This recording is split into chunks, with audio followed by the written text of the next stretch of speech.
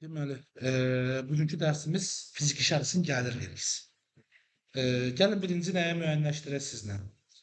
Gəlir vergisi ilə mənfəət vergisinin anlayışı eynidir. Yəni, bu vergi növünə nə aiddir? Gəlirlərin və xərclərin çotunu aparmaqla vergi öhdəliyini hesablayan şəxslər həm gəlirlərin çotunu aparırlar ayrıcalıqda, həm xərclərinin çotunu aparırlar ayrıcalıqda. Bu tipli şəxslərə gəlir vergi ödəyicisi və yaxud da mənfəət vergi ödəyicisi. Gəlir vergi ödəyicisi fiziki şəxslərə, yəni vön alıb, vönlə fəaliyyət göstərir və işçi də götürə bilər vönün üzərinə əlavə, amma fiziki şəxs kateqoriyasına aiddir statusuna. Mənfəət vergisi isə eyni əməliyyatları edən, amma təsisçilərlə hüquqi formada kommersiya təşkilatını qeydiyyatdan keçirən şəxslərin eyni vergi növünə deyilir. Vergi növü eynidir. Gəlir vergisi ilə mənfəət vergisi eyni vergidir. Sadəcə fiziki şəxslərdə ona gəlir vergisi, hüquqi şəxslərdə mənfəət vergisi deyilir. Hesabları ortaqdır, maddələr ortaqdır, ortaq maddələr istifadə edirlər. Aralarındakı fərqliliklər çox azdır. Əsas anlayışlar, öyrənməli olduğumuz şey nədir? 1. Gəlir vergisinin məqsədləri üçün və digər verginin məqsədləri üçün, şəxsimiz üçün, hamı üçün eynidir. Sahibkarlıq fəaliyyətindən əldə olunan gəlirlər və qeyri-sahibkarlıq fəaliyyətindən əldə olunan gəlirlər. Və yaxud da ki, bir vergi növündə sahibkarlıq fəaliyyəti var və qeyri-sahibkarlıq fəaliyyəti var. Sahibkarlıq fəaliyyəti nədir? Sənin hansı əməliyyatla məşğul olursansa, bu əməliyyatdan əldə etdiyin gəlir, sənin sahibkarlıq fəaliyyətindən əldə etdiyin gəlir. Bir də var ki, sənin sahibkarlıq fəaliyyətin tibbi xidmətin göstərilməsidir. Amma sən eyni zamanda icarəyə obyekt də vermirsən. Yəni, yerləşdiyin obyektin də bir qismini icarəyə vermirsən. Bu artıq avtomatik qeyri-sahibkarlıq fəaliyyətindən əldə etdiyin gəlirdir. Bank hesabına şirkətin pulunu qoymusan, depozitə, oradan sənə faiz gəliri hesablayırlar. Bax, bu gəlir qeyri-sahibkarlıq fəaliyyətindən əldə olunan gəlirdir. Və yaxud da ki, birinə faizə borc vermirsən, ondan faiz gəlir əldə eləmirsən, bu da qeyri-sahibkarlıq fəaliyyətindən əldə etdiyin gəlirdir. Və yaxud da ki, royaltidən gəlir əldə eləmirsən. Yəni, sənin bir müəlliflik hüququn var, bir xidmət göstərən şirkət, məsəl üçün deyək ki, Bonadiyasan sən və başqa bir şəxs gəlir deyir ki, mən də Bonadiya açmaq istəyirəm və sən ona öz mülkiyyətini istifadəsi üçün belə deyək də, icarəyə vermiş sayılırsan. Ki, bir il ərzində sən mənə 200.000 haqqı da buna görə. Bax, o əldə etdiyin 200.000 royaltidən əldə etdiyin gəlir sayılır və bu da qeyri-sahibkarlıq fəaliyyətindən əldə olunan gəlirdir. Yəni, qeyri-sahibkarlığın fəaliyyətindən əldə olunan gəlirlərin sənin öz ana fəaliyyətindən əlaqəsi olmaması lazımdır. Sən sadələşdirilmiş vergisənsə, sadələşdirilmiş vergi ödəyicisi olaraq işin nədir? Deyək ki, vətəndaşa, əhaliyə mal satmaq, iş görmək və xidmət göstərmək. Deyək ki, sən əhaliyə mal satırsan, xırda kiçik bir, 1000 bir xırdavatsan. Və onun yanında sən başqa bir əməliyyatdan da gəlir əldə eləmisənsə, həmin müəssisənin, həmin vönün mallarını satmısan, mal deyək də, belə əsas vəsaitlərini satmısansa, bu artıq sənin sahibkarlıq fəaliyyətindən əldə etdiyin gəlirin deyil, qeyri-sahibkarlıq fəaliyyətinin gəliridir. Və sən sadələşdirilmiş şirkət olsan da, həmin əməliyyatı gəlir vergisinə cəlb edirsən. Yəni, sahibkarlıq fəaliyyəti də, qeyri-sahibkarlıq fəaliyyəti də ikisi də gəlir vergisinə cəlb olunur. Amma sahibkarlıq fəaliyyətindən gəlir vergisinə cəlb olmanın dərəcəsi 20%, qeyri-sahibkarlıq fəaliyyətindən əldə olunan gəlirin vergiyə cəlb olması isə müxtəlifləşir segmentinə görə. Misal üçün, faiz gəlirləri 10% olaraq dəyişir, icarədən gəlirlər 14% və 10% olaraq dəyişir, nə bilim 20% olaraq royaltidən əldə olunan gəlirlər dəyişir. Yəni, bunlar artıq segmentinə görə formalaşır. Qeyri-sahibkarlıq fəaliyyətlə məşğul olanlar üçün illik gəlirdən 14% dərəcə ilə vergi hesablanmalıdır deyil. Bu, ümumi qeyri-sahibkarlığa aiddir. Amma irəlidə görəcəksiniz ki, faizlə bağlı olanlarda artıq bu format dəyişmir. Buyur. Siz onu vətəndaş olaraq vermişsinizsə, o artıq 10%-dir. Amma müəssisə olaraq verirsinizsə, bəli, artıq 14%-dir. Daha doğrusu belə deyək də, müəssisəyə verirsinizsə 14%, vətəndaşa verirsinizsə 10%-dir. Müəllifə olaraq vətəndaşa verirsən. Bəli. Baxın, artıq burada vacib maddələriniz var siz gəlir vergisi ilə bağlı. Fiziki şəxsin gəlir vergisini bir dedik ki, gəlirlərindən xərcləri çıxılandan sonra hesablanan vergisi var, adı da gəlir vergisi. Dividend də bunlardan biridir. Amma burada xərclər nəzərə alınmır. Dividend zaten xərclər çıxılmış bir gəlir. Amma kimin gəliridir? Şirkətin deyil, sahibkarın gəliridir. Və o gəlirdən də vergi mövcuddur. Ona da deyilir dividend vergisi. Baxın, dividenddən 5%-lərdən, ücreti 5%-dən gəlir tutulur. Amma idman oyunları ilə əlaqədar aparılan mərc oyunlarından, lotereyaların keçirilməsindən, belə digər yarışlardan və müsabiqələrdən pul şəklində əldə edilmiş uduşlardan, həm də ki mükafatlardan, baxın, pul şəklində əldə edilmiş uduş, deyək ki, 200.000 manat udumsan, bir də var ki, nəqliyyat vasitəsi udumsan, maşın udumsan. Maşın da bir mükafatlandırma mexanizmasıdır, amma bir dəyərə sahibdir, aktivdir. Onun dəyəri də cəlb olunur. Mükafatlar iştirakla bağlı ödənilən pul vəsaiti çıxılmaqla. Mən o lotereyada, o mərc oyununda, o yarışda iştirakla bağlı nə qədər məsrəf çəkmişəm, biletəmə pul vermişəm, getməyəmə pul vermişəm. Həmin xərclər çıxılandan sonra yerdə qalan vəsait nədirsə, həmin vəsait vergiyə cəlb olunur. Nə qədərinə? 10% məbləği. İcarə haqlarından və royaltidən gəlir isə 14% məbləğində. Baxın, 10%-in içərisində, bəli, bunlar var idi. İcarəni 14% dərəcə ilə ödəmə mənbəyində vergiyə cəlb etmək. Yəni, ödədiyim zaman vergiyə cəlb etməm lazım. Nə zaman ödəyirəmsə, həmin vaxt. Yəni, ödəmə mənbəyi deyək ki, verdiyim puldan çıxır. Hə, pul verdiyim an, verdiyim tarixdə tuturam. Məsələn, alış haqqında. Sən 1000 manat istəmir, nəsən də puldaş. Aha. 1000 manat. Bəli. Çıxıram. Hə, həmin söhbət, eynən.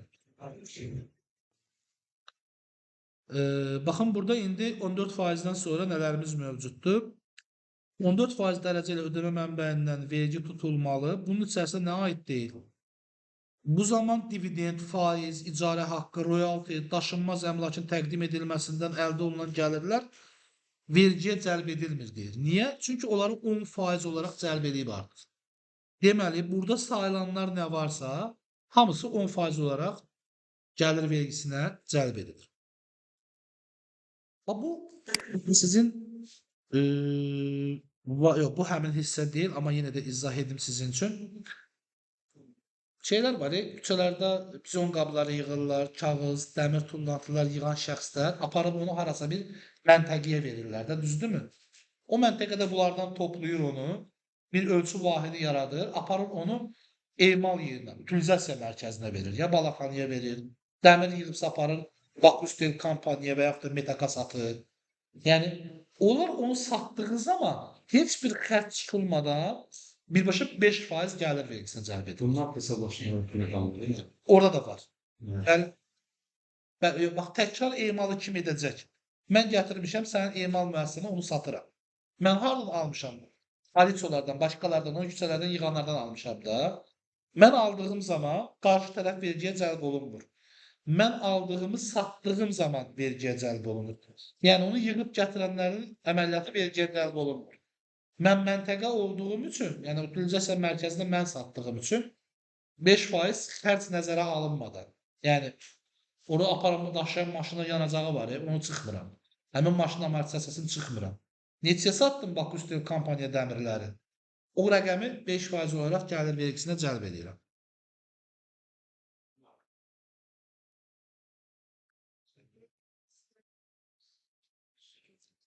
Belə deyək də, necə bir şeydir?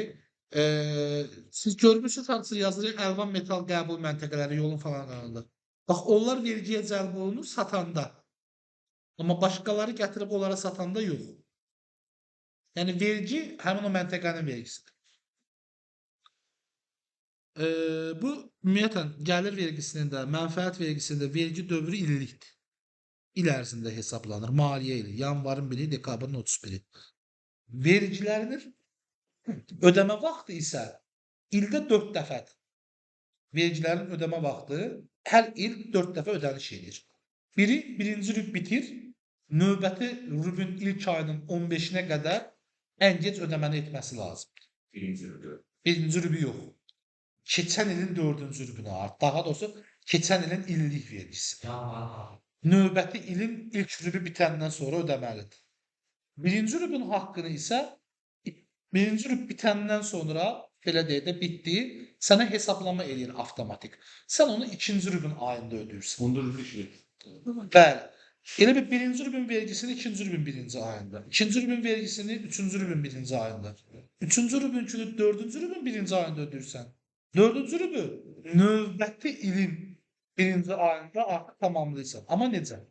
Çalışırsan ki, onu hesabat verəndən sonra edəsən. Çünki mənfəət vergisinə və gəlir vergisinə görə hesabat illik verilir. Hesabat illik verildiyinə görə bütün haqq hesablaşma da həmin momentdə çıxır ki, dövlətin mi sənə gəlir vergisinə görə borcu var, sənin mi dövlətə gəlir vergisinə görə borcun var. Bu da hansı səbəbdən yaranır? Zaten dönənləri müzakirə edilir. Vergi məcəlləsinin 151-ci maddənin birinci bəndi var, bir də 151-ci maddənin ikinci bəndi var.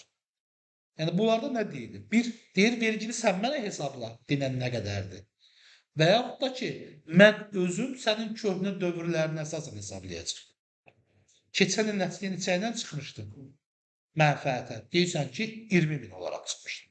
Deyir, onda bu il birinci rüb, əgər sən mənə məlumat vermirsənsə, arayış olaraq, mən keçən ilin 1/4-ni sənə hesablayıram, 25%. Götür onu sənə borc kimi hesablayır. Sən hələ bilmir, sən gəlirin var, mənfəətə çıxmısan, çıxmamısan, ona maraqlı deyil.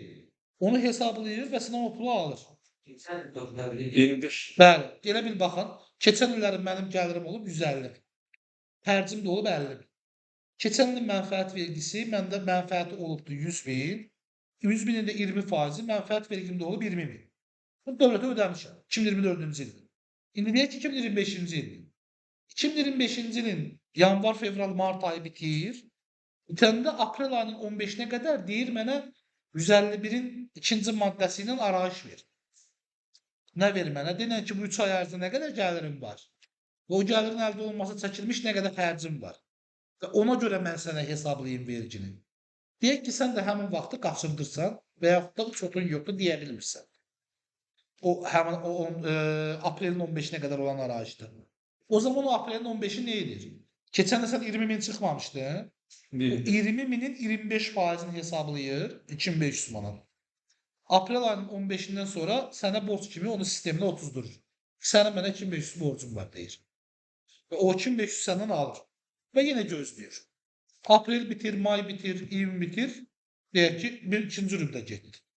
İkinci rübdə tutarandan sonra 15-nə qədər yenə gözləyir səni. Artıq arayışı gözləmir ha. 15-nə qədər hatta sən mənə arayışı yalnız aprelin 15-i verə bilərdin. Birinci rüb mənə arayış vermədin ki, artıq 151-in ikinci maddəsi mənim üçün keçərli deyil. Mən onu 151-in birinci maddəsi ilə keçən ilki rəqəməyə görə hesablayacağım. Sənə bir dənə də 2500 hesablayır. Yenə 10.000-in 25%-ni. Daha doğrusu 20.000-in 25%-ni. 2500 yox, 5000 manat. Mənim səhvimi də düzəltmişsiniz. Mən də hesablaya gedirəm. Üçüncü rüb yenə həmin proses gedir. Yəni bir dənə də 5000 üçüncü rüb hesablayır. Artıq 15.000 sənə cəlb edibmi? Gəlir vergisinə, hələ sənə rəqəm vermədən. Sənin real rəqəmlərində məlum deyil. Gəldi 4-cü rüb çatdı və bitdi. Sən nə etməlisən? Dövlətin hesabatını verməlisən. Oturursan gəlir və xərcləri hesablayırsan, görürsən 250 minlik gəlirim var, 190 minlik də xərcim var. Toplam sənin 60 minlik mənfəətin var. 60 min mənfəətə görə də yenə 20% mənfəət vergisi hesablayırsan, bu da gəlib edir 12 min. Sən də elədi 12 min, amma bu səndən 15 min alıb axı. Sən 12 min olaraq hesabatı verirsən, o avtomatik başlayır nə etməyə? 15 min çıxır. Başlayır 15 mindən azalmaları eləməyə. Çıxdı mı, yerdə qaldı 3 min deyək ki. 3 mini təzədən qaytarır sənin şəxsi hesab vərəqənə artıq ödəniş kimi qoyur. Sənin vergi borcun yarananda buradan çıxılar. O bir sürü hesabını alalım. Bəli. Verməmək. Arayış verməyin önəmi var. Biri var sənin real durumuna görə verəsən rəqəmi. Yəni 3 ayda nə idi məlumat? Ona görə hesablasın. Sən vermirsən deyə keçən ilə görə hesablayır. Əlbəttə. Bu ilin 15 gün manat lazımdır. Bunu Cərimə kimi, bax o cərimə deyil. O, sənin gələcəkdə yaranacaq borcunun avansıdır. Əvvəl elə bir anlayış yox idi 2017-ci ilə qədər. Deyirdi ki, ilin axırında hesablaşarıq. Sonra fikirləşdi ki, bu gəliri ilin axırında qazanmır ki. Onsuz da bu hər ay qazanır da bu gəliri. Çoxunu da aparır da bu. Zaten gəlir vergi ödəyicisi deyil və yaxud da mənfəət vergi ödəyicisi deyil. Onsuz da bu gəlirinin də çoxunu aparır, xərcinin də. Çıxsın mənə real rəqəmi versin də. Mən də vergimi 3 aydan bir alım da ondan. Niyə ilin axırını gözləyirəm ki? Mənim pulum niyə onun cibində qalır? Mən onu öz dövriyəmdə dövlət olaraq istifadə edə bilmərəm. Niyə şirkətdə qalsın ki? Ödəmə vaxtını illikdən çıxartdı, illə 4 dəfəyə böldü. Ki 3 aydan bir nə qazanmısan ona görə. 3 aydan bir nə qazanmısan ona görə hesablaşar. İlin daxilində yekun haqq hesab eləyək. Bəli. Ben şimdi vergimize borcu olduk. Bana geleceği için iş vardı. Yani bağlanmış iş yapamayız olsa. Onda nə edirsən? Birinci, vergini yoxlamağa çağırırsan, səni yoxlayır və sənə bir akt verir ki, həqiqətən də burada qalan məbləğ sənin artıq ödədiyin puldur. O aktı alırsan və o aktı təqdim edirsən Maliyyə Nazirliyinə. 40 gün müddətində sənin pulunu büdcədən çıxardır, sənin istədiyin açdığın cari bank hesabına köçürülür. Məsələn, bu vergi neyini hesablanır? Borcu düzgünlükdə. Verginin rüblü hesabat vermirəm ki. Hesabat nə vaxt verilənsə onun. Bəli, bu onun əməliyyatın hesablanma dövrü, son haqq hesab dövrüm mənim. Amma İllik. rüblü. Bəli, ödənişim rüblüdür. Amma O bir- sərtləşdirilmiş rüblü verəndə Sadələşmiş o zaten rüblüdür. Hesabatın hər 4 dəfə hesabatın olur. 1 ilə 4 dənə sadələşdirilmiş vergi hesabatın olur. Amma gəlir vergisi və mənfəət vergisində 1 ilə 1 ilə hesabatın olur. Cəmi bir dəfə hesabat verirsən.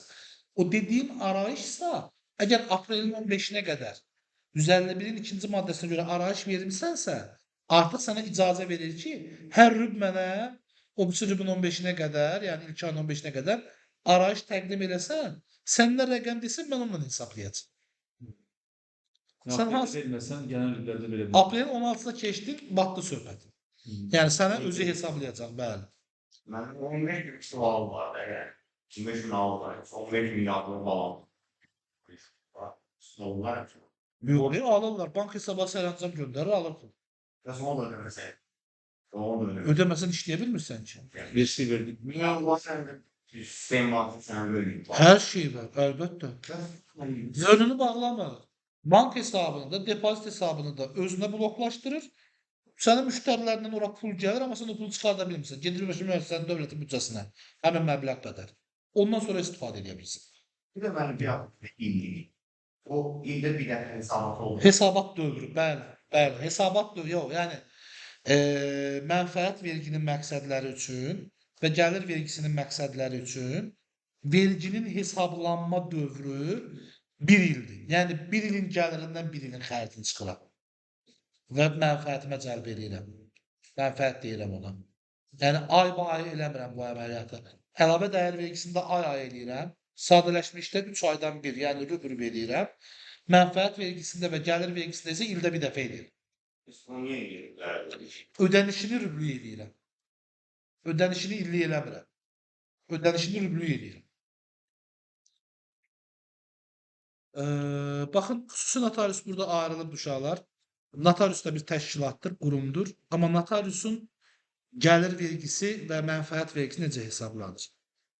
Vergi tutma obyektindən xərclər çıxılmadan, yəni gəlirindən xərcləri çıxmadan 10% dərəcə ilə vergi hesablanmalı. Hesablanmış vergi məbləği növbəti ayın 20-sindən gec olmayaraq dövlət büdcəsinə ödənilməlidir. Şimdi hər ay verilir. Deməli, bəli, notariuslarda bir istisna var. Notarius hər ay hesablamalıdır, hesabatını verməlidir və ödəməsini də hər ay etməlidir. 20 gün arasında. Sizcə bu niyə belədir? Çünki notarius müstəqil bir kommersiya təşkilatı deyil. Notariusun gəliri rüsumlarla formalaşır. Bunu kim təşkil edir? Tarif şurası. Və ölkənin əməliyyat sistemi səni o xidmətdən istifadə etməyə məcbur edir. Yəni onun müştərisini də, Dövlət. gəlirini də bəli, dövlət və idarə etmə sistemi verir. Yəni büdcə, maliyyə nazirliyi, xəzinədarlıq o verir. O zaman deyirsən mənim rüsumumu yığmaqla gəlir əldə edirsən, və mən öz vergi ödəyicilərimi sənin yanına qoyduğum prosedurla göndərirəmsə, Xərcin. sənin gəlir əldə etməklə bağlı çəkdiyin bir xərc yoxdur əslində. Niyə sənin xərcimə çıxmalıyam ki mən? Hamısından 10%-ni ödəməliyəm. Ona görə çıxmır. Və ödənişi də aylıq istəyir. 31-dən gec olmayaraq hesabatının, illik hesabatın təqdim edilməsinin son günü növbəti ilin martın 31-idir. Misal üçün biz 2025-ci ilin hesabatlarını 31-nə qədər göndərməliyik artıq. Bütün vergilərini qoydu. Yəni Gəlir və mənfəət vergisində belədir. illi hesabı. Bəli. Hələlik biz onu bilirik. Gəlir və mənfəət vergisində belədir. Gələk indi azad olmanın əsas istifadə bölümlərinə. Gəlir vergisindən azad olanlar. İlk ən çox istifadə olunan. Gəlir vergisində əgər bizim gəlirimiz, yəni vergi tutma mənbəyimiz 200.000-dən azdırsa və həmin müəssisənin ortalama işçi sayı, orta işçi sayı 3 nəfərdən çoxdursa, yəni az 3 nəfərdirsə və Dövlət Sosial Müdafiə Fonduna da borcum yoxdursa, o zaman mənim gəlirimin və yaxud da gəlir vergimin 75%-ni dövlət mənə güzəşdirir. Yalnız 25%-ni ödəyirəm.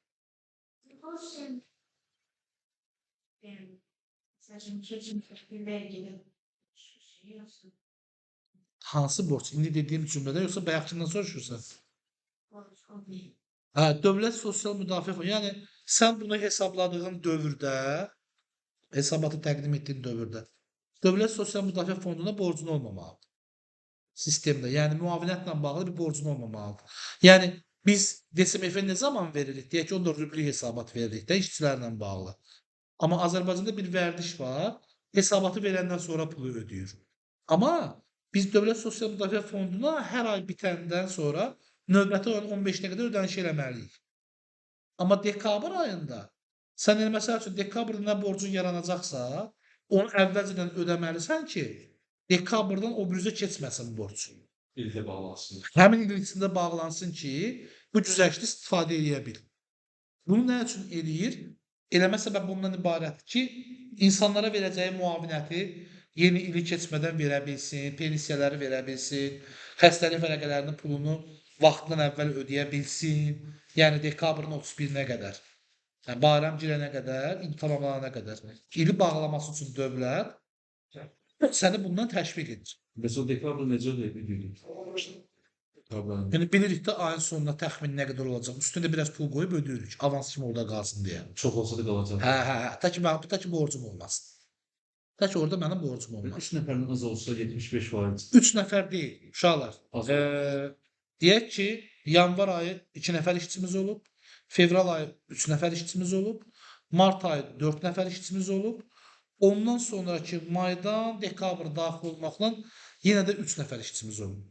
Bizim cəmi nə qədər işçimiz olubdur? 2 nəfər, 3 nəfər, elədir 5, 4 nəfər də bir dedim 9. 3 aya 9 nəfər olub. Yerdə qalan aylara nə qədər olubdur? Hamısında da 3 nəfər olubdur. Yəni 9 ay qalmışdı, 27 nəfər də orada olub. 27 nəfər o, 9 nəfər də bu. Toplam 36 nəfər işçi olub. 36 nəfər işçini cəmlidir məndə. Cəmi olan işçimdir. Aylar üzrə. Bunu bölürəm 12-yə. 36-nı 12-yə böləndə 3 aldım mı? Təsadüfən 3 elə deyil. Hə? Hə. 3-ü aldım. Deməli mən bu güzəştdən istifadə edə bilərəm. Amma mart ayında mənim 3 nəfər işçim olsaydı, yəni 35 nəfər olsaydı, 35-i 12-yə böləcəkdim, bir nöqtə neçə nəfər eləyəcəkdi də, o zaman güzəştə istifadə edə bilməyəcəkdi. Bax, işçinin sayının 3 nəfər olmasından getmədi söhbət. Girə bilər, çıxa bilər işçi. Ortalama sayı, yəni işçinin illik sayını ayların sayına böldüyündə cəmi, yəni alacağın qismət 3-dən böyük olması. İşçilərin çox olması problem deyil. Ama o sırada çıkır. Martda hesablayırıq, o bir sayda yox. Yani Martda həmin işçinin say olaraq hesablayırıq, bir deyə gəlirik rəqəmin üstünə. Amma apreldə daha gəlir. Bu necə bir vergidir? Nümunəsinə gedək. Bayaqları müqayimə ilə biz nəyə misal çəkdik? Dedik ki, keçən ilimizin gəliri 150 min idi, xərcimiz 50 min idi, mənfəətimiz də 100 min idi. Və mənfəətimizdən də 20 min gəlir vergisi hesablamışdıq. Deyək ki, bizim düşürük bu kateqoriyaya. Dövriyyəmiz 150 mindir, yəni 200 mindən aşağıdır gəlirimiz. İşçi sayımız da deyək ki, ortalama 3 nəfər var, hesabladıq. SMF-ə də borcumuz yox. O zaman bizim dövlətə borcumuz nə qədər olacaq? 5. Vergimi necə hesablayacağım? 5. 5.000. Necə olacaq? 20'nin, yəni 20.000'in bəli, 75%-ni çıxacam özündən. Bunu belə də hesablaya bilərəm. Mənim faiz dərəcəm nə qədərdir? 20%. Mənə nə qədər güzəşt veriblər? 75. 20'nin 25%-i qalır da mənim əlimdə cəmi, düzdürmü? Yəni 20'nin 20%-i. 25'ini çıxanda, daha sonra 75%-ni çıxanda əlimdə cəmi 25%-i qalır. Yəni bu da nə eləyir? 20'nin 4'də biri də belə deyək. 5. Cəmi 5%. Onu 5. O zaman mən 100.000'in 5%-ni hesablayacağam güzəştə düşən. Hə. Bəli, bəli, bəli. Bax, imенно həmin əməliyyat. Cəmi 5%-ni hesablayacağam. Əgər bu şərtlərə uyğun gəlirəm. Baxın, maraqlı nə var? Hə, baba. Bu dəqiqə. Görün bunun burada açıqlaması var.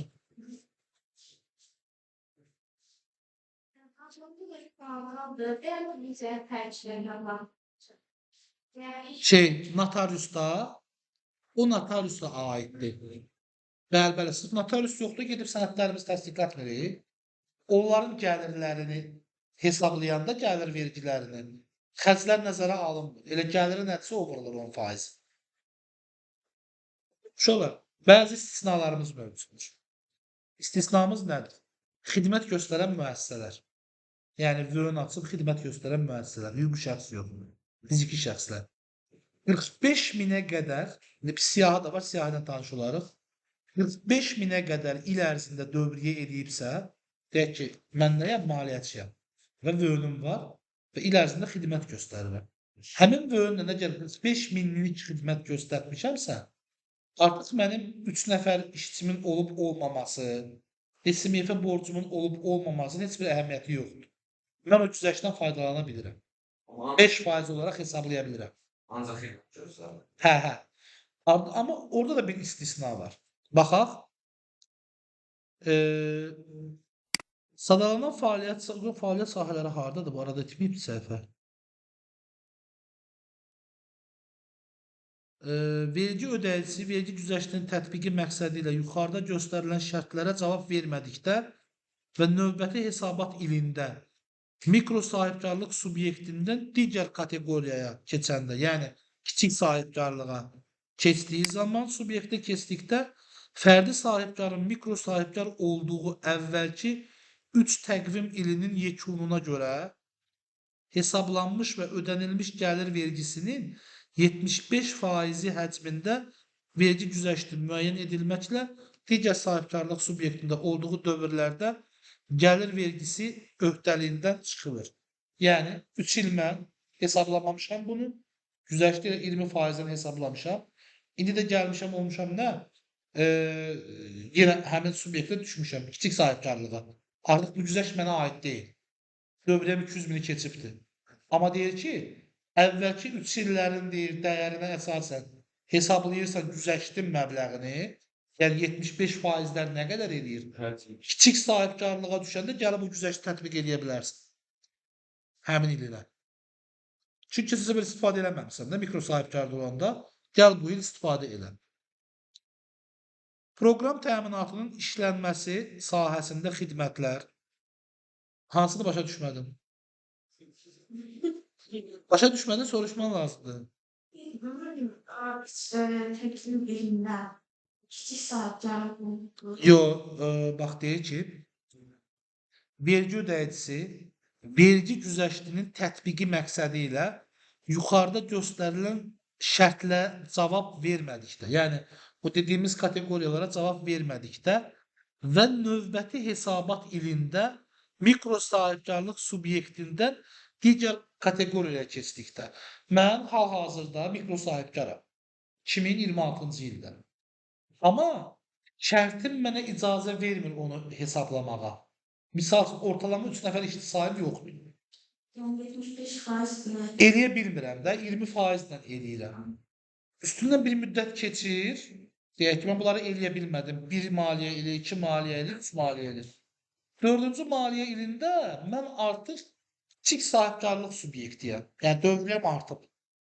Amma bu səfər mənim işçi sayım da düz gəlir. DSMF-də borcum yoxdur. Amma dövriyyəm çoxdur. Və bu güzəştdən istifadə edə bilmərəm. O zaman deyir ki, sən mikroda deyilsən də, deyir. Keçmisən. Əvvəlki illərin var idi, bu güzəşti deyir, o şərtlərə görə eləyə bilməmişdin. Amma indi şərti qarşılayırsan. Gör o əvvəlki 3 dənə ili hesabla, gör nə qədər mənfəətin çıxıb sənin. Həmin mənfəətlərə görə nə qədər güzəşt verə bilərdin olsaydın, 75%. Hesabla da gör neçə manat edir deyir.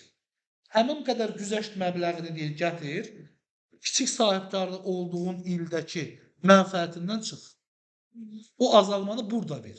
Yəni sənin orada şərtə görə itirdiyin haqqı sənə başqa subyektə keçdiyin zaman sənə tətbiq etməyə icazə verir. İzah edə bildim? Əla, davam edək.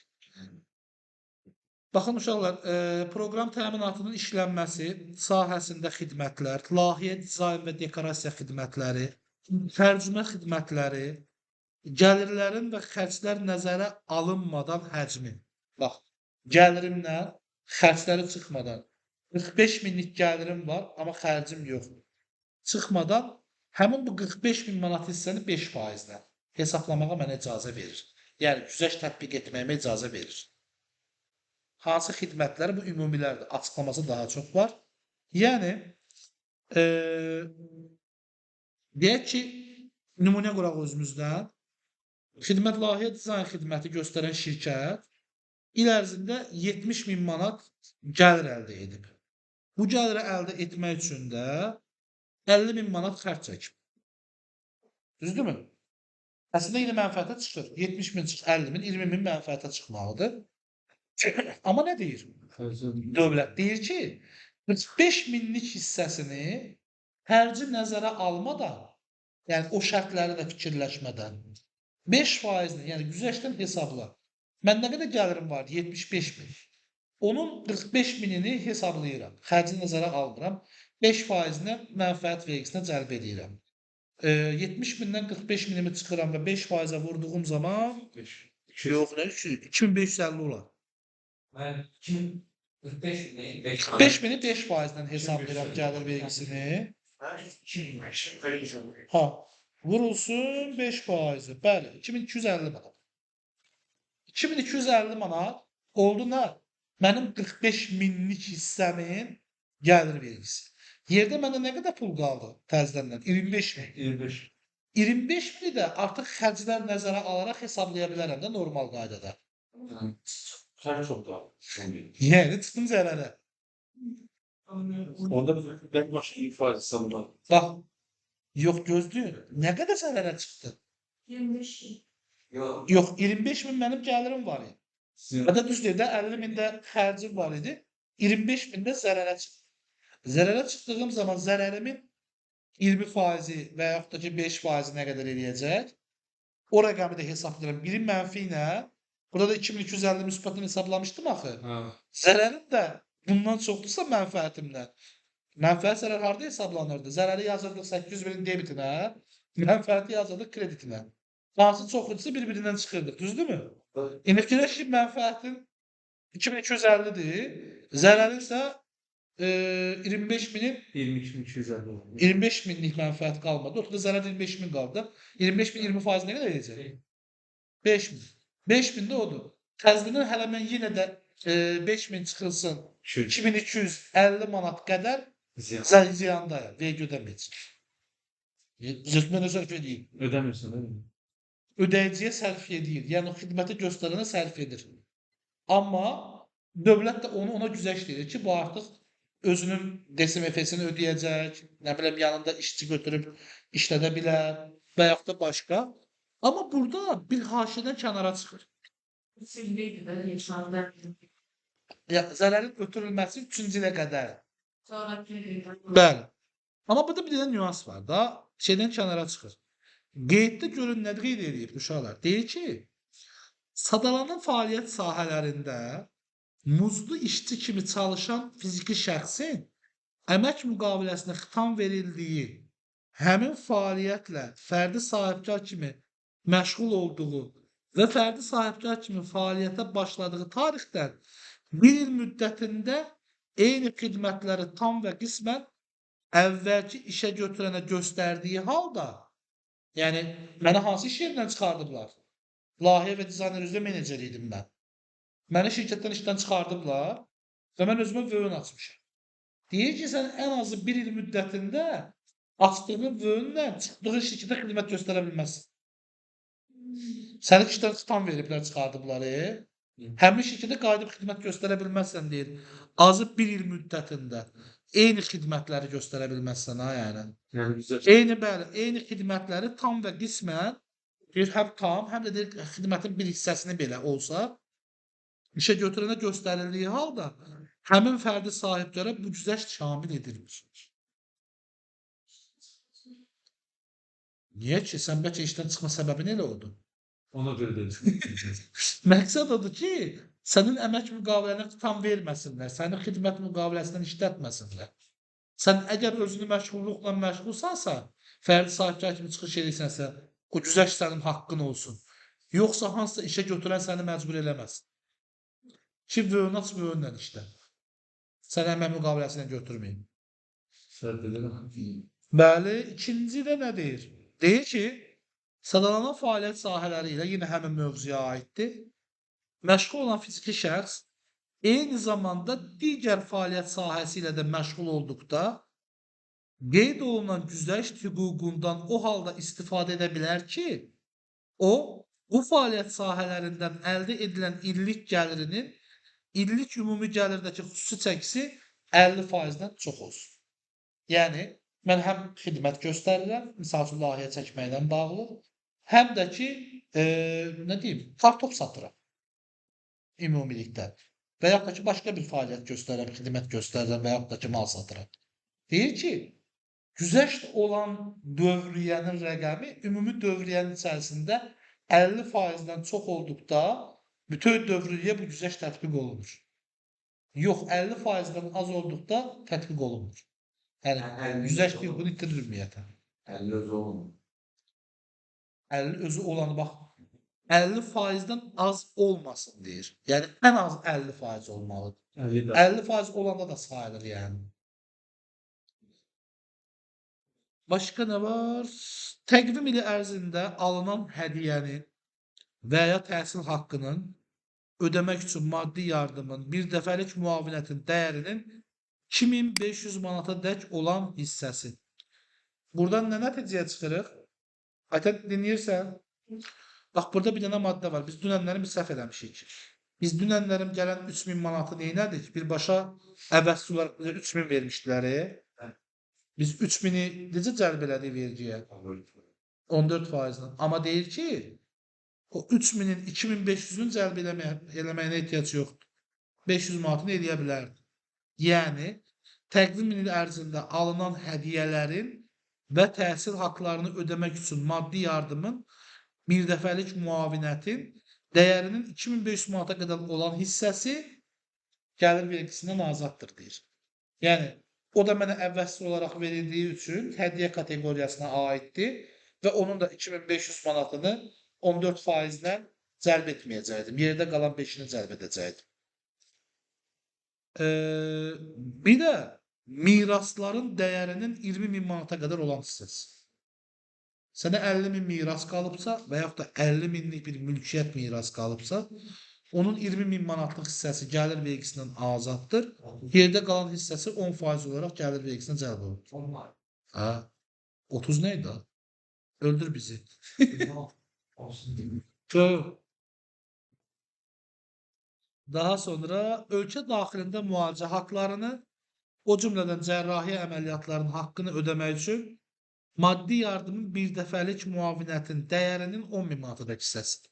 Yəni, müalicəni ölkə daxilində alırsansa, sənə verilən müavinətin, maddi yardımın və yaxud da müalicənin haqqının 10.000 manata qədər olan hissəsi gəlir vergisindən azaddır.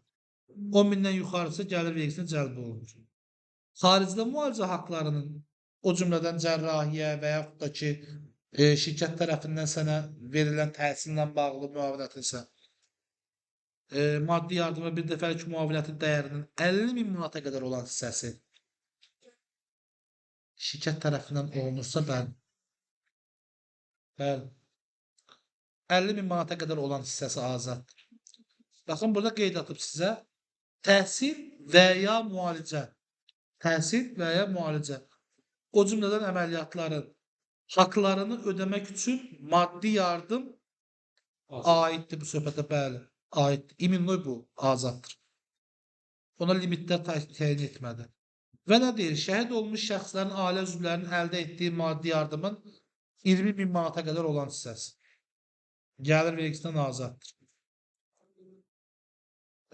Vətən müharibəsi iştirakçılarının və vətən müharibəsindən sonra Azərbaycan Respublikasının ərazi bütövlüyü uğrunda ümumiyyətlə bütün döyüşlərimizdə iştirak edən şəxslərin banklarda və digər kredit təşkilatlarda olan borclarının silinməsindən əldə olan gəlir. Gəlir vergisindən azaddır. Qiymətli daşlardan və metallardan, qiymətli daşlar və metalların məmulatlarından, incəsənət əsərlərindən, antik əşyalardan və vergi ödəyicisinin sahibkarlıq fəaliyyətində istifadə edilən və ya istifadə edilmiş əmlakından əlvan metal, qara metal qırıntısı, nə qədər sayda bu? Kağız, şüşə məmulatları.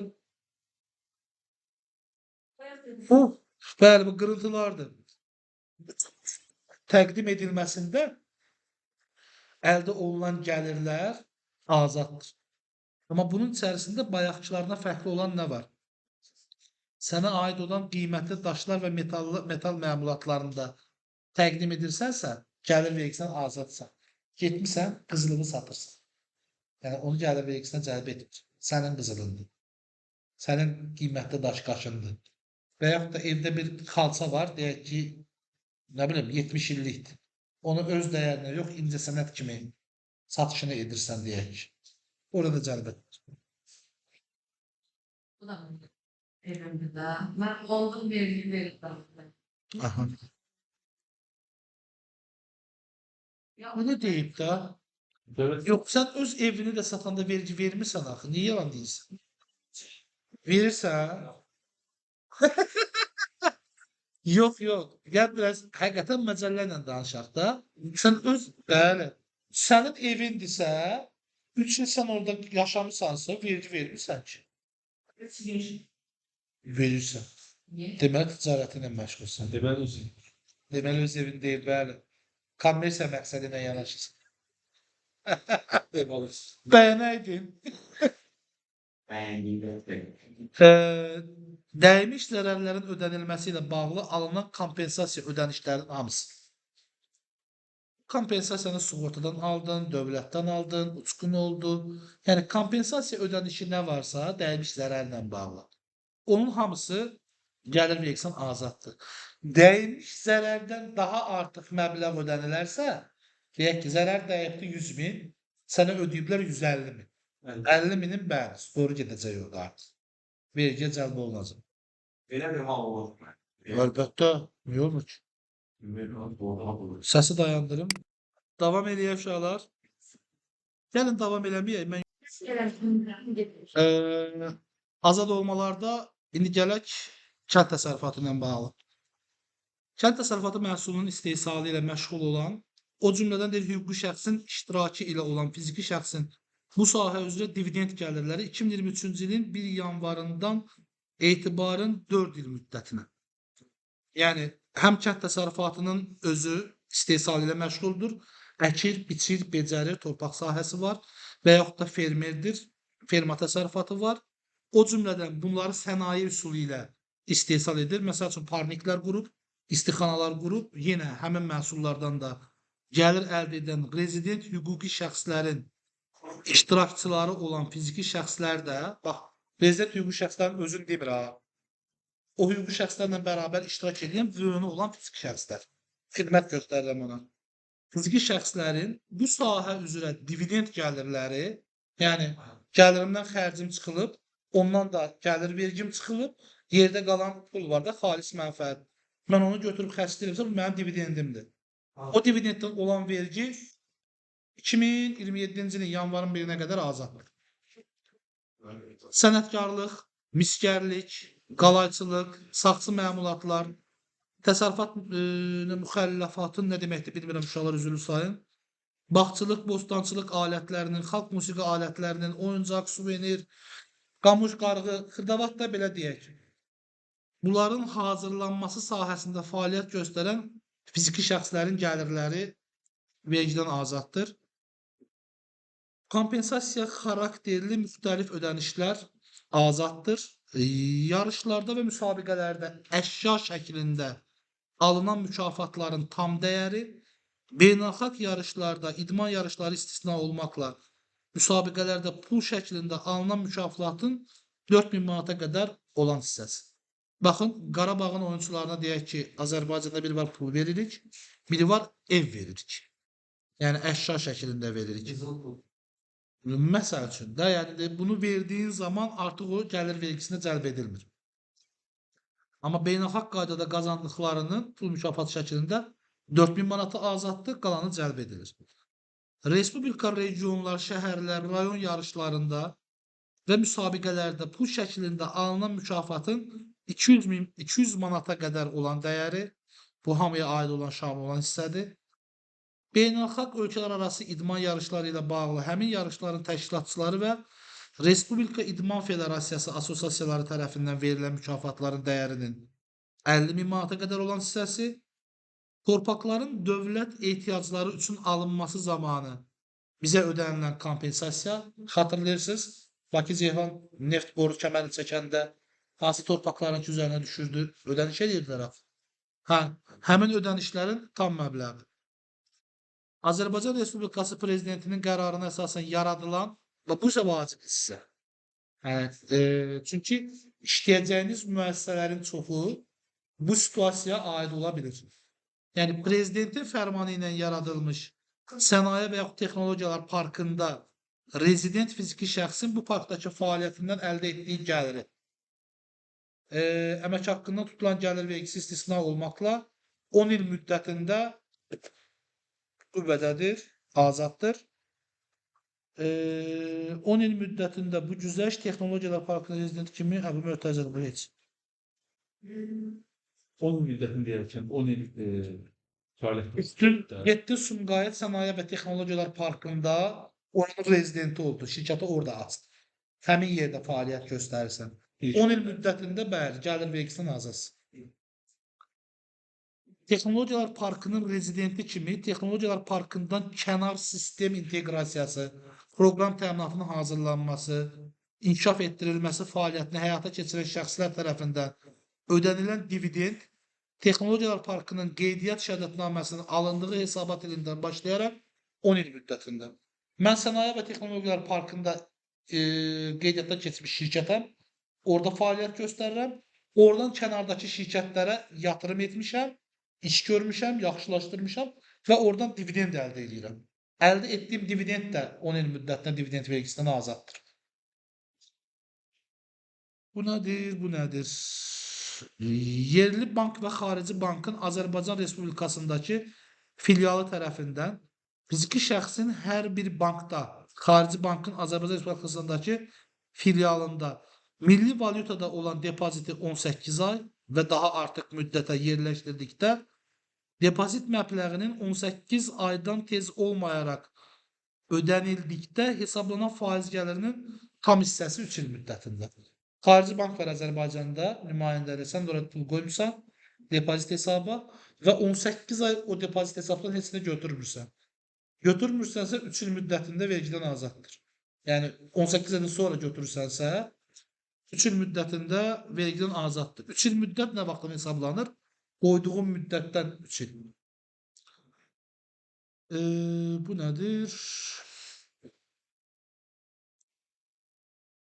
Respublika ərazisində, hüdudlarından kənarda rezident hüquqi şəxslər tərəfindən kütləvi təklif edilmiş və təmizlənən bazarlarda ticarətə buraxılmış səhmlər və istiqrazlar üzrə ödənilən dividend, diskont, yəni yenidən qiymətləndirmə istiqrazların nominalından aşağı yerləşdirilməsi nəticəsində yaranmış fərq və faiz gəlirləri azaddır. Sən burada, bəli, sənə aid da azad. Bax gör nə deyir? Deyir ki, sən xarici bazarın səhmlərini almısansa və orada diskontlaşma, oradan gəlirləri əldə etmisənsə, həmin bazar üzrə, o gəlirləri 2028-ci ilin fevralın 1-dən belə deyək də, fevralın 1-nə qədər oradan əldə elədiyin gəlirlər yer dəyişməyə görə gəlir vergisindən azaddır. Vergiyə cəlb edilmir. Bəli. Ədəbi məhsulun qeydiyyata alınmayan və mətləb 12 Ağustos'tan aylarında üniversite təşviqi sənəti. Bu hissələri qeyd etməyəcəm. Uşaqlar, buradan bəzi hissələri qeyd etməyəcəm. Çox istifadə olunan əməliyyatlar deyil. Amma bəzilərini qeyd edəcəm. Ben evden Bəli. Yok. Rezident bizim ölkənin şirkətləri gedir. Gerçek edildim. Qeyri-rezident baş digər ölkənin qeydiyyatında olan şirkətlər getirir. Ben hemen səhərləri Azərbaycan bankından alıb satanlar beynəlxalq dolar. O Bax, vergi elə o məbləğdən olur yoxsa ayrı? bax, birbaşa nə deyir? Çox vacibdir, cümlə tamamdır. Tamam. Bax deyir ki, Respublika ərazisində, bizim ərazidə və yaxud da ki, ölkə hüdudlarından kənarda rezident hüquqi şəxslər tərəfindən kütləvi təklif edilmiş, yəni bizim şirkətlərin təklif etdiyini və tənzimlənən bazarda ticarətə buraxılmış səhmlər və istiqrazlar üzrə ödənilən dividend və yaxud da ki, diskont, yəni istiqrazların nominalından aşağı yerləşdirilməsi nəticəsində yaranmış fərq və faiz gəlirləri azaddır. Bizim şirkət olsun deyir. Sən bunu xaricdəki bazardan əldə etsənsə, şirkət bizim ölkənin rezidentidirsə deyir, oradan gələn gəlirin, faiz gəlirində, dividend gəlirində gəlir vergisinə cəlb olunmur. Yəni qeyri-rezidentin aldığın belə deyək də, səhmləri, istiqrazlarından əldə etdiyin gəlir buna daxil deyil. Bu maddənin içərisində yox.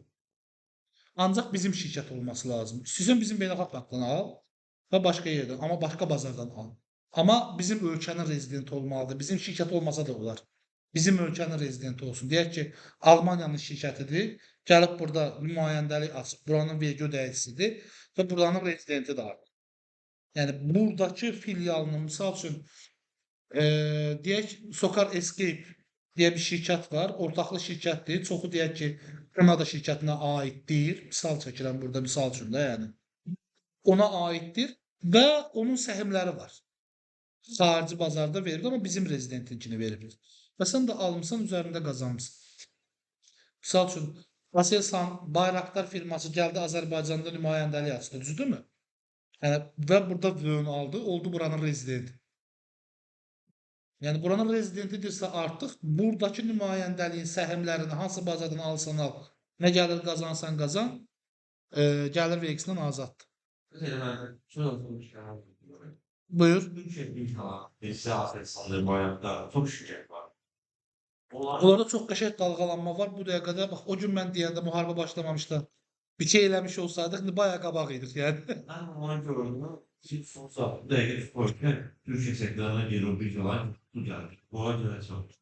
Sandım bu olan səhvli mən Azərbaycan'a ceza aldım. Sözün açığı onunla bağlı bir mənim sənə bir ümidim var idi. Sən də məndən soruşsan. Var. Türkiye şirket. Və burada nə var idi? Baxın uşaqlar, hissə gedəcəm indi. Deyir, vergi ödəyicisinin azı 3 il ərzində mülkiyyətində olan iştirak payının və səhminin təqdim edilməsindən əldə olunan gəlirin 50%. Səhmlərin satışından əldə olunan gəlirlər emissiya gəlirləri sayılır. Səhm nədir? Şirkətin siz quranda nə oldunuz? Təsisçi oldunuz və sizin paylarınız oldu. Bax, həmin pay 3 il məndə qalır. 3 ildən sonra mən payı alanda qiyməti nə idi? Bir pay, deyək ki, 50.000 idi. İndi isə bir payımı 75.000-ə satıram. Yəni, hər payda 25.000 qazanıram da, deyək ki. Həmin qazancımın 50%-i gəlir vergisindən azaddır. Mənəvi dəyərlərin təbliğ edilməsi bizə lazım deyil. Mən burada bir bənd axtarıram sizin üçün.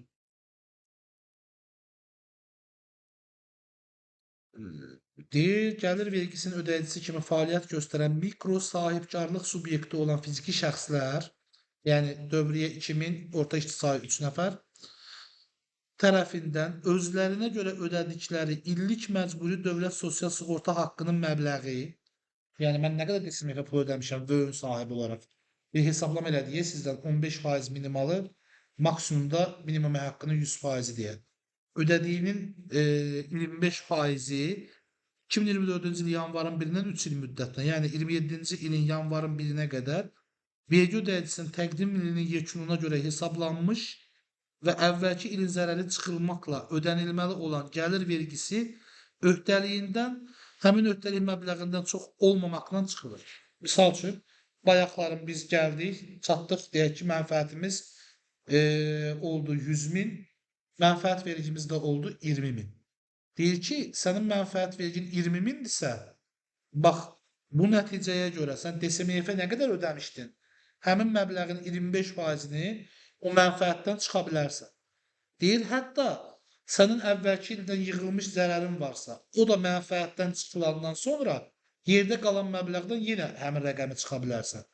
Tək bir istisna halı qoyur, deyir ki, çıxdığın rəqəm çox ola bilər. Sən orada zərəri artıra bilməzsən də, yəni maksimum məbləğin çıxa bilərsən. O üçün sıfır edə bilərsən, bəli. Mənfiyə apara bilmərsən. Və burada bitdi. Bundan əlavə mənim deyəcəyim başqa nüanslar var. Gəlir vergisi ilə bağlı. Deməli uşaqlar, gəlir vergisində əsas faktor nədir hesablanmaq üçün? Xərclər. Yəni gəlirdən, gəlirin əldə olunması ilə bağlı çıxılan xərclər. Əgər sən bu xərcləri çəkəndə ümumi çəkirsən də, xərcləri çəkmirsən, amma gəlir hissə iki hissədən ibarətdir. Həm sahibkarlıq gəlirləri var, həm qeyri-sahibkarlıq gəlirləri var. O zaman gəlirdən çıxılan xərcləri hissə çəki ilə hesablamaq məcburiyyətindəsən. Sən 120 minlik bir gəlir əldə etmisənsə, onun 20 mini qeyri-sahibkarlıq fəaliyyətindən gəlirdirsə əgər, o zaman sən çəkdiyin 50.000 manatlıq xərci tam məbləğdə çıxa bilmirsən. Bax, 100.000-dən çıxarsan, heç çıxmağına. Amma yenə tam məbləğdə çıxa bilmirsən. 100.000, 120.000-in neçə faizi qədərdirsə, o qədərdə xərci çıxa bilərsən. Aydınlı fikir mi demək istəyirəm? Yəni, xüsusi çəki bu formada. Sən elə hər çəkdiyim xərc qanunidir, rəsmidir, rəsmiləşdirmişəm, çıxım yox. Hansı halda çıxa bilərəm? Əgər çəkdiyim xərcləri çoxunu ayrı-ayrılıqda aparmışamsa, bəli, və görürəmsə hansı xərc hansı gəlirə aiddir, o zaman bəli, tam məbləğdə çıxa bilərəm. Əks təqdirdə çıxa bilmərəm. Və gəlirik xərclərin qəbul edilməsinə. Yəni, nələri mən gəlirdən çıxılan xərc edirəm kimi tanıyıram? Bir, o xərc mütləq həmin gəlirin əldə olunmasına çəkilməlidir. İkinci, həmin xərclər gəlirlə eyni dövrdə olmalıdır. Üçüncü, bu xərclər elektron qaymə, yük gömrük bəyannaməsi və digər rəsmi alış sənədləri ilə və istifadə sənədləri ilə təsdiqlənməlidir. 4. Həmin xərclər ödənilibsə, nağdsız şəkildə ödənilməlidir. Bu halda mən o xərcləri xərc kimi tanıya bilirəm. Gəlirlərdə həmçinin. Prosta gəlirlərdə bir fərq var ki, nəqd kimi də gəlir formalaşa bilər və tanınır. Amma xərcdə o anlayış yoxdur. Nəqd ödədiyin əməliyyatlar şey kimi tanınmır. Xərc kimi tanınmır. İkinci nüansa keçirəm. Maddələrdən çətinliklə öyrənə biləcəyiniz şeylərdən biridir. Faiz xərcləri. Bankdan götürdüyünüz kreditlərin faiz xərcləri. Bu faiz xərclər də gəlirdən çıxan xərc kateqoriyasına aiddir. Yalnız bir nüans. Əgər sən xarici bankın Azərbaycandakı nümayəndəliyindən kredit götürürsənsə və xarici bankın özündən kredit götürürsənsə, bu zaman faiz xərclərini tam məbləğdə çıxa bilmirsən. Tam məbləğdə çıxa bilmək üçün müəyyən şərtlər var olmalıdır. 1. Deyək ki, sən 1.200.000 Avropa bankından kredit götürmüsən və bunun illik faiz dərəcəsi də 15%-dir. Gəlirsən indi Azərbaycanda vergi sisteminə. Sen götürdün 1 milyon 200 bini ve o illik 15%'ını xərci hesabladın. Senden soruşur. Senin nizamname kapitalın ne kadardı? Deyirsən 500 bin. Deyir o zaman sen maksimum 1 milyona göre faiz xərci ödeyə bilərsən. Sənin daha sonra ödeyə bilərsən yox ha. Tanıyırlar. 1 milyonun faiz xərcini xərc kimi tanıya bilərəm. O da necə? Deyir, nizamname kapitalının 2 qat məbləğinin qədəri götürülür. Yəni mən deməli 1 milyona hesablayacağam. 1 milyonun 15% nə qədər edir? 150 min. Deməli mən 150 min xərc tanıya bilərəm. Deyir, narahat olma. Sən bunu tam məbləğdə yox hələ. Mənim başqa şərtim də var. Deyir, faizin dərəcəsini də sən öz kefindən orada müəyyənləşdirə bilməzsən. 15% olaraq götürməyi. Banklar arası faiz dərəcəmi maksimum 125% qədər edə bilərsən. Yəni 25% qədər çox. Deyək ki, həmin dövr üçündə banklar arası faiz dərəcəsi 10%-dir. 25% çox. Bəli, bunu da 125% olaraq hesablayanda 12.5% edir. Deməli sən 1 milyon manatın illik faiz olaraq 12.5%-ni gəlirdən çıxılan xərc kateqoriyasına, digərlərini isə 125. bəli, yerdə qalan 15-dən 2.5% hissəsini isə xərc kateqoriyasına sala bilməzsən. Hətta onun üzərindəki 200 mində daxil olmaq şərti ilə. Yəni sən xarici bankdan kredit vəsaiti əldə edə bilərsən, amma əldə etdiyin vəsaitin faiz xərcini banklar arası faiz dərəcəsinin 25%. 25% çox olmaq həddi ilə, yəni maksimum 125% ilə və nizamname kapitalının 2 qat dəyər hissəsini edə bilərsən. Yani bu 125 ne bahsettin? 125% olmadı ha. 125 bin. Ha. Bəli, 125 min oldu. Yəni 1 milyonun 12.5%. Sən onu artıq gəlirdən çıxa bilərsən. Amma yerdə qalan 20, sən pulu ödəsən də 20% vergisi istəyəcəklər. Nizamname kapitalının 2 qat hissəsi deyərkən, məsələn 5 milyonda nizamname kapitalı. Bizim nizamname kapitalımız deyək ki 5 milyondur. Bu səfər belə deyək. 5 milyonun 2 qatı nə qədər edir? 10 milyon. Biz nə qədər kredit götürmüşük? 1 milyon 200 min. O zaman 1 milyon 200 minin görə hesablanan faiz xərcini xərc kimi gəlirdən çıxa bilərəm.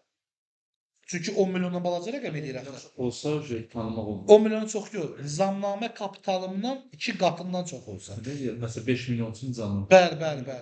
Amma yenə də faiz dərəcəsi banklar arası faizin bəli 25% çox olmaqla, yəni 125% qədər olmaq şərti ilə. Sonra başqa hansı əməliyyatı deyə bilərəm sizin üçün? Hələlik bu qədər.